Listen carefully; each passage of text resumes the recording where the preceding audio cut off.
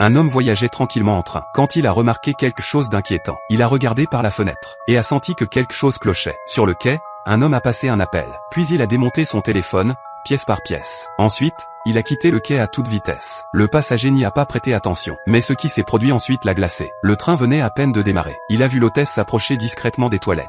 Elle a frappé plusieurs fois, sans réponse. Plus elle insistait, plus le silence était pesant. Finalement, elle est repartie, visiblement nerveuse. Cela a alerté Bud, ancien des forces spéciales. Il a décidé de la suivre immédiatement. Il s'est présenté brièvement, et lui a demandé ce qu'il se passait. En apprenant son identité, elle l'a conduit dans la cabine de contrôle. Elle venait de recevoir un appel, de l'unité antiterroriste britannique. Il pourrait y avoir une bombe suicide à bord. Les terroristes comptaient la faire exploser, au moment précis de l'arrivée en gare. Il ne restait plus que 7 minutes. En comprenant la gravité de la situation, Bud a demandé le numéro de l'hôtesse. Il lui a dit de garder la ligne ouverte. Puis il s'est dirigé vers les toilettes.